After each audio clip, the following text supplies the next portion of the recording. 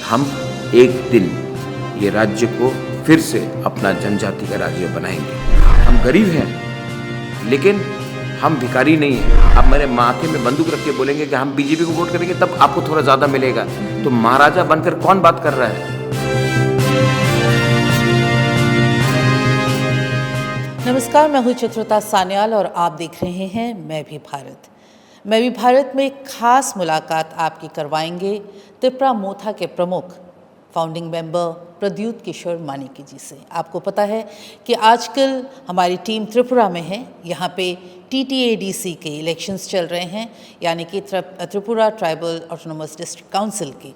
बहुत ही महत्वपूर्ण है ये यहाँ के जनजाति, यहाँ के आदिवासी यानी कि त्रिपुरासा लोगों के लिए ये चुनाव, और इस पे ही आज चर्चा करेंगे प्रद्युत किशोर मानिकी जी से। प्रद्युत जी, वेलकम आपको मैं भी भारत। ये बताइए कि ये क्या जादू है प्रद्युत किशोर माणिक्य का जो त्रिपुरासा के लोगों पे अभी तक छाई हुई है? देखिए, मैंने दिल से अपने लोगों को प्यार किया है और मैं मरते दम तक अपने लोगों का सम्मान, उनका अधिकार और हमारे लोगों के खिलाफ जो अन्याय हुआ है उसको हम अगर आप क्या बोलते हैं, we will if we can not give our people rights, अगर हम अपने बच्चे लोगों को एक अच्छा भविष्य नहीं दे सकते हैं, उनका जन्म सिद्ध अधिकार नहीं दे सकते हैं, तो ये जादू नहीं है, ये हमारा एक सेंटिमेंट है, एक इमोशन है, और इसके लिए हमको अगर किसी से भी लड़ना पड़े तो हम तैयार हैं। प्रद्युत जी, ये देखा जाता है कि अगर, क्योंकि ADC में आप थे 2021 में, आप लोगों ने पहली बार ADC का चुनाव जीता और बहुत अच्छी तरीके से जीता। उसके बाद इतने साल हो गए हैं, ज़्यादातर क्षेत्र में ऐसा देखने को मिलता है कि एक एंटी इनकम्बेंसी या सरकार विरोधी एक सेंटिमेंट्स तैयार होता है, तो इसको आप किस तरह से देखते हैं? क्या ये मोथा के अगेंस्ट में नहीं जाएगा? आप तो कई दिनों से यहाँ में, बिकॉज मैं जानता हूँ कि मैं भी Bharat is very you are not a media which is paid media. आप तो ज़मीन में हैं, आप बोडोलैंड में भी ज़मीन में थी जब मैं आपसे मिला था। तो जो आपने मुझे कहा और जो अदर मीडियाज़ बोल रहे थे, आपका अनुमान ठीक रहा। तो आप अपना अनुमान बताइए कि ग्राउंड में यूथ, महिला किसके साथ है? अगर आप ये मुझे बता देंगे, उसी के बाद मैं आपका प्रश्न का उत्तर दूंगा। जी हाँ, जब आपने बोबागरा की बात की, जब हम ज़मीन पे जाते हैं, लोगों से बातचीत करते हैं, आज भी जो युवा पीढ़ी है, जो महिलाएं हैं, वो बोबागरा के नाम से बिल्कुल कहीं इधर उधर उनका ज्ञान नहीं है। और क्योंकि बीजेपी लगातार, हमने देखा है कि त्रिपुरा के मुख्यमंत्री, उन्होंने भी बार बार ये बात की कि डेमोक्रेसी में राजा महाराजा कोई बात नहीं होती है। पर जब आप त्रिपुरा के आदिवासी जनजाति लोगों से, यानी कि त्रिपुरासा के लोगों से बातचीत करेंगे, उनके आगे बोबागरा ही होते हैं और उसके अगेंस्ट में वो कुछ भी सुनने को तैयार नहीं है। ये कहाँ से, मतलब कैसे ये सेंटिमेंट तैयार हुआ? पहला बात, क्योंकि हमने काम किया, हमने कॉम्प्रोमाइज़ नहीं किया, हमने अपने अधिकार के ऊपर कॉम्प्रोमाइज़ नहीं किया। आज अलायंस में भी, सो कॉल्ड अलायंस में भी बैठ के हमने अपना बात को छोड़ा नहीं। ये पहला बात है और इसके लिए लोग हमारे साथ हैं। सेकंड, हमारे माननीय मुख्यमंत्री doctor professor mister Manik Shah का एक कहना है कि राजतंत्र ख़त्म हो चुका है। उनको ये बात आज मालूम पड़ी जब मेरे दादा के नाम में उन्होंने इलेक्शन लड़ा, एयरपोर्ट का नाम किया, तब तो आपको राजा का दरकार था। जब आपको जनजाति का वोट चाहिए तो आप राजा को लाते हैं, जब इलेक्शन ख़त्म है तो आप जनजाति को लात मारकर अपने ऑफिस में घुसने नहीं देते हैं जब तक आप उनका पैर ना छुए। ये नहीं चलेगा 2026 में। दूसरा बात, मैं खुद स्वीकार करता हूँ कि गणतंत्रता में ये दिस इज़ डेमोक्रेसी, राजतंत्र ख़त्म हो गया है। तो आप मुझे बताइए कि सिंस मुख्यमंत्री जी बोलते रहते हैं कि गणतंत्रता तो है, राजतंत्र ख़त्म हो गया, तो 10 साल में आपने वीसी इलेक्शन क्यों नहीं होने दिया हमारे गांव में? क्योंकि अगर इलेक्शन होता तो आप हारते और दिल्ली को बताना पड़ता कि हमारी असली स्थिति क्या है। तो आज आप हमें राजतंत्र का पाठ पढ़ा रहे हैं, लेकिन सच्चाई है कि आप खुद गणतंत्रता से डरते थे, इसके लिए आपने VC election, village council election नहीं किया। सुप्रीम कोर्ट जाकर हमें ये निर्णय लेकर आना पड़ा। तो ये सब हमारे गरीब तिपरासा जो जनजाति सब जानते हैं, और मेरा सर झुक जाएगा, कट जाएगा, लेकिन ये सिर्फ अपने लोगों के लिए। किसी और के सामने मैं ना अपना सर झुकाऊंगा, ना सर, और मेरा सर कटने के लिए मैं तैयार हूँ, लेकिन I will not compromise on the next generation of my people. Pradyut ji, ये बताइए कि आप स्टेट में अभी भी बीजेपी के साथ अलायंस में हैं। इलेक्शन से पहले लगता तो नहीं है, टीटीए डीसी में आपने अलायंस तोड़ी। अलायंस था ही नहीं। ये समझाना कितना आप आम जनता को समझाने में कामयाब रहे? आपने खुद कहा है कि पब्लिक मेरे साथ है, मतलब कि पब्लिक समझ चुकी है। चीफ मिनिस्टर कहता है कि अलायंस में बैठने से चुप रहो। भाई मैं कैसे चुप रहूं जब रास्ता नहीं बना है? मैं कैसे चुप रहूं जब बच्चे लोग स्कूल में जा रहे हैं और टीचर नहीं है? मैं कैसे चुप रहूं जब पानी का प्रॉब्लम है? मैं कैसे चुप रहूं जब हमारे बच्चे लोगों को बोला जाता है कि आप अपना परीक्षा उसी भाषा में लिखेंगे जो चीफ मिनिस्टर को मंजूर है, जो हमारे बच्चे को मंजूर नहीं है? तो I don't agree with this. तो अलायंस का बात क्या है? अलायंस हुआ है दिल्ली के कहने के बाद कि हमारा संवैधानिक कॉन्स्टिट्यूशनल राइट्स हमें दिया जाएगा। 2 साल हो चुका है, दिल्ली काफ़ी प्रोग्रेस की दिल्ली में बात, लेकिन स्टेट में हमारे माननीय मुख्यमंत्री doctor professor mister Manik Shah को लगता है कि जब तक ट्राइबल उनको वोट नहीं करेगा वो कुछ नहीं देंगे। ये क्या ब्लैकमेल है क्या? पहले आप काम करो तब वोट मांगो, लेकिन यहाँ में है कि आप पहले वोट दो तब काम करेंगे। ये ऐसा नहीं चलता democracy, not at least in the constitution that I have read. आप चुनाव से पहले हर जगह पे, सिर्फ त्रिपुरा में नहीं, हर जगह पे तोड़फोड़ की राजनीति चलती है। क्या त्रिपुरा में भी ऐसा कुछ हुआ है, लेकिन जो गए हैं वो आज अपने गांव में शक्ल नहीं दिखा पाते।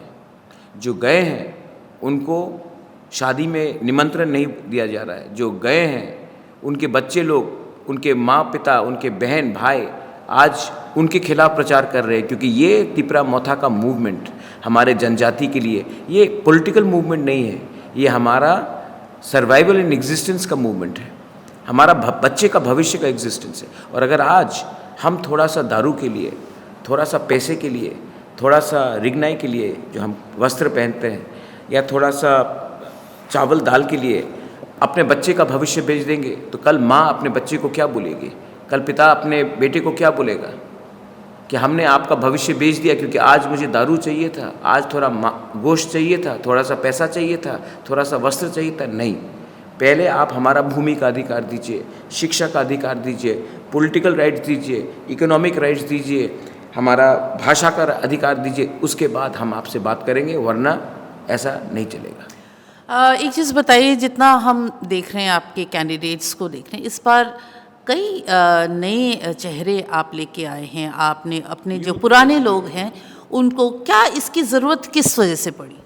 21 में बहुत लोग जुड़े क्योंकि उनको लगता था कि ये उनका एक पॉलिटिकल प्लेटफॉर्म है, लेकिन 21 से 26 में मैंने बहुत चिंतन भी किया, आई रिफ्लेक्टेड, और इस बार मैंने मैक्सिमम यूथ को दिया जो ज़मीन से जुड़े हुए थे। मैंने आईएएस ऑफिसर को दिया, first Jamatia IAS officer CK Jamatia, आप भी जानते हैं, उनको दिया। मैंने ऐसे लोगों को दिया है जो एटलीस्ट इनके अंदर एक कमिटमेंट हो या शर्म हो कि हम अपने लोगों को झूठ नहीं बोलेंगे। बाद में क्या होता है ये मैं बोल नहीं सकता हूँ, लेकिन शुरुआत में तो उनका जो मैंने स्क्रीन किया है, एटलीस्ट इनके अंदर काबिलियत है, एजुकेटेड है, यंग है, और जो यंग नहीं है सीके जमातिया जो आईएएस ऑफिसर है उसके पास एडमिनिस्ट्रेटिव नॉलेज है। तो मैंने इसके लिए इनको दिया है क्योंकि यही हमारे आने वाले 10-15 साल का भविष्य चलाएगा। तो अगर इनके अंदर खोट नहीं है, चोरी नहीं है और ये दिल से हमारे लोगों को, अपने जाति को प्यार करते हैं, तो इनको हम काम करेंगे। अब प्रद्युत जी, कई बार राजनीति में हमने देखा है कि शक्ल बदलने से एंटी इनकम्बेंसी, क्योंकि काम आपने पहले भी हमने देखा कि आप काफ़ी गुस्सा करते थे कि एडीसी में काम नहीं हो पा रहा है, क्या ये भी एक वजह है? देखिए, सच बोले तो स्टेट का बजट त्रिपुरा में एडीसी 70% एरिया है, 40% लोग एडीसी के अंदर रहते हैं, स्टेट का पूरा संख्या, और हमें मिलता है 0.08%। उसमें भी ऑलमोस्ट 40 to 50% पैसा सैलरी में जाता है, उसमें और 50% आप पकड़ लीजिए स्टेट गवर्नमेंट का ही सैलरी है। तो काम करने का मौका कहाँ मिलता है? और ये बात माननीय आदरणीय होम मिनिस्टर अमित शाह ने खुद स्वीकार किया है, सबके सामने, प्राइवेटली नहीं, सबके सामने। लेकिन अगर हमें आप बताइए, हमारा पीडब्ल्यूडी का डिपार्टमेंट है, 960 किलोमीटर रोड है एडीसी के अंदर, हमें दिया गया 5 करोड़। अब 5 करोड़ में 960 किलोमीटर का रास्ता कैसा बनाएंगे? हमारे अंदर 1633 स्कूल है और हमें पूरे 1633 स्कूल का मरम्मत करने के लिए 1,75 लाख रुपया दिया गया। 1,75 लाख फॉर एक स्कूल के लिए नहीं, 1,006। तो ये तो मजाक बन के रखा है। हमारे एरिया में पीने का पानी नहीं है, वो डिपार्टमेंट हमको नहीं दिया गया। तो आप मुझे बताइए, स्पोर्ट्स, सबसे टैलेंटेड बॉयज़ हमारे आदिवासी जनजाति, सिर्फ त्रिपुरा में नहीं, हमारे पूरे देश में अगर आप देखेंगे, the most talented sportsman are people. हमको कितना रुपया दे गया? 75 लाख साल का।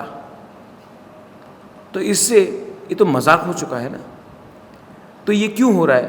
अब अपने माननीय मुख्यमंत्री जी doctor professor mister Manik Shah कहते हैं वोट करो तब हम करेंगे। ये क्या तानाशाही है? आप मेरे माथे में बंदूक रख के बोलेंगे कि हम बीजेपी को वोट करेंगे तब आपको थोड़ा ज़्यादा मिलेगा। तो महाराजा बनकर कौन बात कर रहा है? कौन ऑर्डर दे रहा है?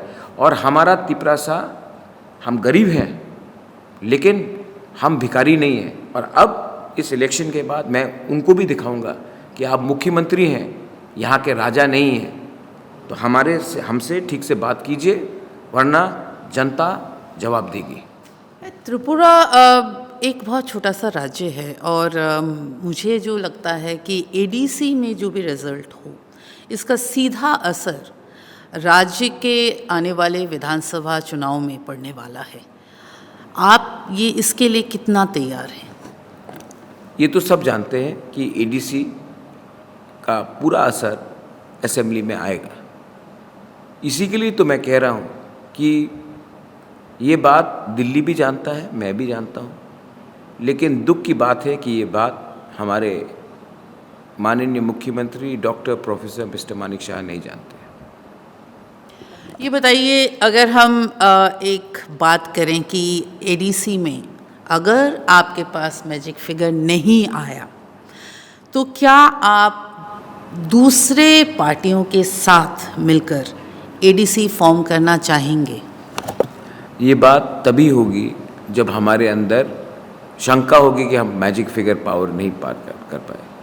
आई एम नॉट 100% चित्रता, आई एम 200% श्योर कि पब्लिक हमें और हमारे साथ ही रहेगी। कोई स्पेशल मैसेज आपके अपने लोगों के लिए आप देना चाहते हैं इलेक्शन से पहले? बच्चे के बारे सोचो, भविष्य के बारे सोचो। ये स्टेट, ये राज्य हमारा जनजाति का था। 75 साल की डेमोक्रेसी में आज हम 30% में आ गए हैं। क्यों? क्योंकि हमारी एकता नहीं थी। एकता नहीं रहेगा तो हमें बांटा जाएगा धर्म के नाम में, भाषा के नाम में, ज़मीन के नाम में, पार्टी के नाम में। जिस दिन एकता हो जाएगा, थानसा जो हम अपने भाषा में कहते हैं, जिस दिन एकता हो जाएगा, कोई हमें दबा नहीं सकता, कोई देश का जनजाति को दबा नहीं सकता, त्रिपुरा का भी जनजाति को दबा नहीं सकता। और हम एक दिन ये राज्य को फिर से अपना जनजाति का राज्य बनाएंगे। बहुत बहुत प्रद्युत जी, बहुत बहुत शुक्रिया आपका। Thank you.